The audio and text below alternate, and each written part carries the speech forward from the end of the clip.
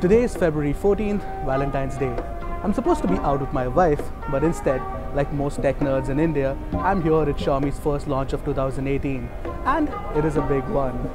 I am Eshad, and these are my first impressions of the Redmi Note 5 and the Redmi Note 5 Pro.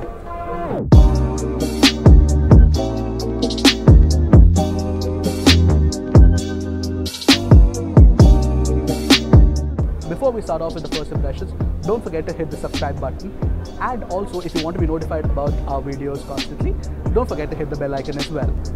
Let's start off with the Redmi Note 5. The more affordable variant of the two shares some similarities with last year's Redmi Note 4. It has the same Snapdragon 625 system on chip and comes in two 332 and 464GB variants. Price at Rs 9,999 and 11,999 respectively. I think the pricing is bang on. Apart from that, what's changed, however, is the design. The Redmi Note 5 has now a taller 18:9 5.99-inch FHD Plus display, and it definitely looks a lot like the recently launched Redmi 5 Plus in China. However, it looks good and offers a more modern design aesthetic.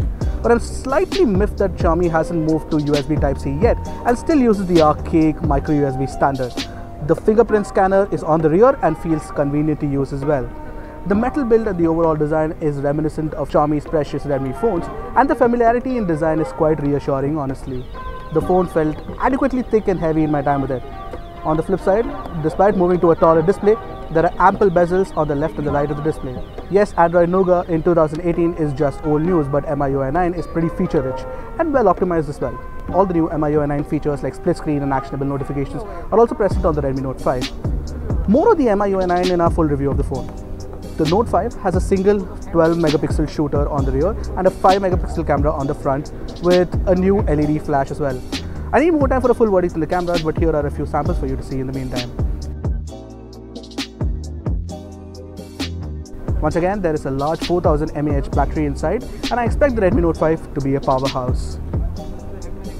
About the Redmi Note 5 Pro, I think this is the phone most users will be interested in buying, primarily because it has a more powerful Snapdragon 636 system on chip and dual cameras on the rear. Now the Redmi Note 5 Pro also comes in two variants, 4GB of RAM, 64GB of storage, and 6GB of RAM and 64GB of storage. These variants are priced at 13,999 and 16,999 respectively. There is no mistaking the fact that the Note 5 Pro looks starkly similar to the iPhone X from the rear. Rest of the design is very similar to its affordable sibling. Although in my opinion, the phone has a lot of flair and looks good too. There is the same 5.99-inch tall display that takes up most of the front panel, but I'm still miffed that even the Redmi Note 5 Pro hasn't included a Type-C port. Even the Mi A1 has it.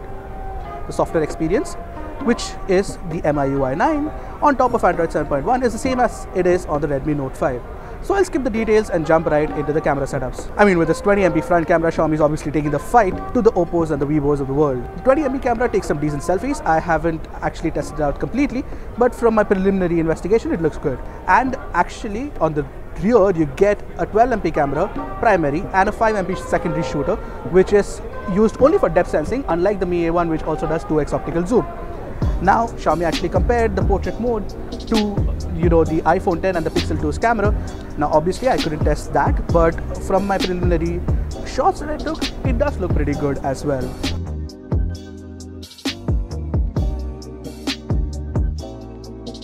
My first impressions of both the cameras are really good. You'll have to wait for a full review to find out. Which of the two phones is your favorite? Do let us know in the comment section below.